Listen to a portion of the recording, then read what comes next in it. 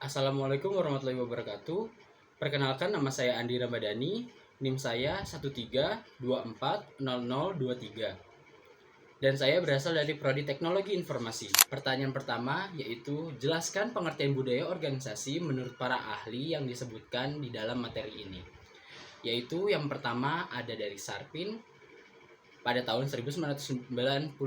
Beliau mengatakan sistem nilai, kepercayaan, dan kebiasaan yang berinteraksi dalam struktur formal untuk menghasilkan norma-norma perilaku organisasi.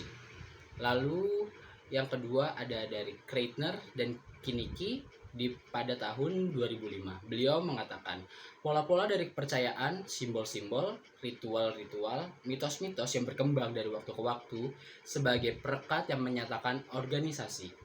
Lalu yang ketiga ada dari Susanto. Beliau mengatakan nilai-nilai yang menjadi pedoman bagi sumber daya manusia untuk menghadapi permasalahan eksternal dan usaha penyesuaian integrasi ke dalam organisasi. Lalu yang keempat ada dari Latans. Beliau mengatakan norma-norma dan nilai-nilai yang mengarah pada perilaku anggota organisasi. Pertanyaan kedua, jelaskan perbedaan antara budaya organisasi yang kuat dan yang lemah. Jawabannya adalah budaya organisasi yang kuat adalah budaya organisasi yang mengacu pada kondisi di mana karyawan bisa menyesuaikan diri, menghormati kebijakan organisasi, dan mematuhi semua pedoman organisasi. Lalu, budaya organisasi yang lemah yaitu budaya organisasi yang setiap anggotanya menerima peran dan tanggung jawabnya karena rasa takut pada pimpinan. Lalu pertanyaan nomor 3 yaitu apa saja fungsi budaya organisasi dalam suatu perusahaan.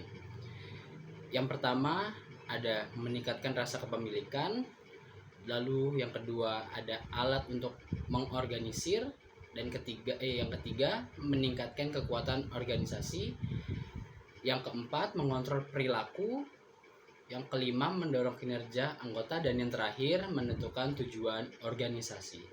Lalu yang keempat ada apa yang dimaksud dengan tipe constructive culture, passive defensive culture, dan aggressive defensive culture menurut Kreitner dan Kiniki. Jawabannya adalah constructive culture adalah di mana pekerja didorong untuk berinteraksi dengan orang lain dan bekerja pada tugas dan proyek dengan cara yang akan membantu mereka dalam memuaskan kebutuhannya untuk tumbuh dan berkembang. Lalu yang kedua ada passive defensive culture. Mempunyai karakteristik menolak keyakinan bahwa pekerja harus berinteraksi dengan orang lain dengan cara yang tidak menantang keamanan kerja mereka sendiri.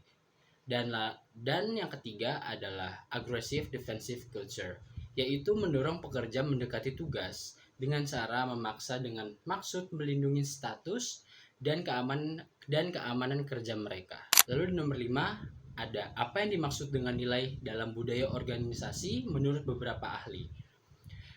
Yang pertama ada dari Gareth R. Jones, yaitu menjelaskan bahwa budaya organisasi mencakup nilai-nilai dan norma yang dipegang bersama oleh anggota organisasi yang membentuk identitas dan cara kerja mereka. Nilai-nilai ini dapat berupa slogan atau moto yang mencerminkan harapan dan tujuan mereka. Lalu yang ketiga ada dari Mangkunegara. Beliau menyatakan bahwa budaya organisasi adalah seperangkat asumsi atau sistem keyakinan yang dikembangkan dalam organisasi yang menjadi pedoman tingkah laku bagi anggotanya. Nilai-nilai ini membantu anggota dalam mengatasi masalah adaptasi eksternal dan internal. Lalu ada dari Tobari. Menurut beliau, budaya organisasi adalah sistem berinteraksi dengan struktur formal organisasi. Ini menghasilkan norma-norma perilaku yang diharapkan dari anggota organisasi. Yang keenam ada mengapa penting bagi seorang pemimpin untuk memahami budaya organisasi. Ada beberapa poin penting bagi seorang pemimpin untuk memahami budaya organisasi. Yang pertama ada membangun kepercayaan dan hubungan. Pemimpin yang memahami budaya organisasi dapat membangun hubungan yang lebih baik dengan anggota tim.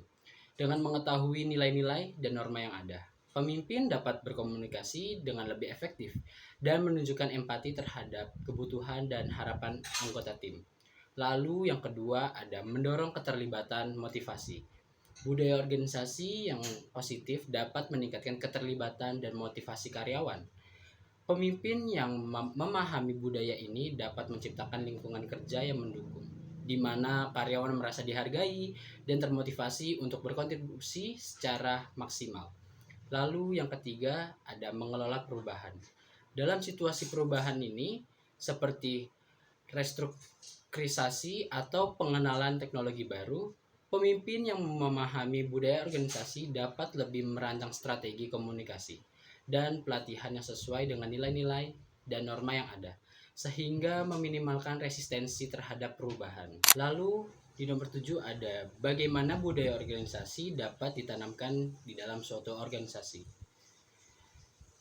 yaitu dengan cara membuat visi dan misi yang jelas, lalu menciptakan iklim kinerja yang positif, lalu menghargai kontribusi setiap anggota dan membangun kepercayaan dan saling pengertian. Oh iya, dan terakhir menjadi role model yang positif bagi bawahan, bagi suatu organisasi. Lalu di nomor 8 ada jelaskan peranan penting seorang pemimpin di dalam organisasi, yaitu para pemimpin dapat mempengaruhi moral dan kepuasan kerja, keamanan, kualitas kehidupan kerja, dan terutama tingkat prestasi suatu organisasi. Lalu memainkan peranan kritis dalam membantu kelompok, organisasi, atau masyarakat untuk mencapai tujuan mereka. Dan kemampuan atau keterampilan kepemimpinan dalam pengarahan adalah faktor penting dalam efektivitas manajer. Lalu di nomor 9 ada apa perbedaan antara pemimpin formal dan pemimpin informal dalam organisasi? Yang pertama, pemimpin formal adalah individu yang memiliki posisi resmi dalam struktur organisasi, seperti manajer, direktur, atau kepala departemen. Mereka diangkat berdasarkan jabatan dan memiliki tanggung jawab yang jelas serta otoritas untuk membuat keputusan. Lalu yang kedua ada pemimpin informal. Di sisi lain, tidak memiliki posisi resmi dalam struktur organisasi. Mereka mungkin muncul secara alami di antara rekan-rekan mereka dan memiliki pengaruh yang kuat meskipun tidak memiliki otoritas formal. Pemimpin formal seringkali dihormati karena pengetahuan, pengalaman, atau kemampuan interpersonal mereka. Lalu di yang nomor 10 ada sebutkan dan jelaskan 5 tipe pemimpin dalam organisasi. Yang pertama ada tipe otokratis. Tipe pemimpin yang seperti menganggap bahwa organisasi adalah milik pribadi, dengan menganggap bahwa dia adalah segalanya dalam organisasi tersebut. Pemimpin jenis ini seringkali memperlakukan bawahan sebagai alat saja. Lalu yang kedua ada tipe militeristik. Pemimpin yang bertipe militeristik senang dengan formalitas. Mereka sering menuntut kedisiplinan yang tinggi dari bawahan untuk mencapai tujuan. Kadang, pemimpin militeristik tidak suka menerima kritikan dan menyukai upacara-upacara simbolis. Lalu yang ketiga ada tipe paternalistik. Orang jenis ini memiliki tipe yang sangat kebapaan. Gaya menggerakkan bawahan seperti bapak yang mengarahkan anak-anaknya. Seringkali pemimpin bergaya ini terlalu melindungi bawahan dan jarang memberi kesempatan kepada bawahan untuk mengambil keputusan. Lalu yang keempat ada tipe karismatik. Pemimpin yang masuk dalam kategori ini mempunyai daya tarik yang amat besar bagi bawahannya. Entah itu karena keramahannya, kecerdasannya, atau karena ia dapat memanusiakan para bawahannya. Pemimpin yang seperti ini dekat dengan bawahannya dan karenanya banyak yang menyukainya. Lalu yang kelima ada tipe demokratis. Tipe pemimpin yang seperti ini mampu bawahannya bekerja dalam tim. Pemimpin yang demokratis adalah orang yang terbuka terhadap kritik dan masukan dari siapapun, selama sesuai dengan tujuan dan kemaslahatan bersama. Tidak heran jika pemimpin demokratis selalu mendahulukan kepentingan kelompok dibandingkan kepentingan individu atau kepentingan pribadi. Sekian dari saya, kurang lebihnya mohon maaf. Wassalamualaikum warahmatullahi wabarakatuh.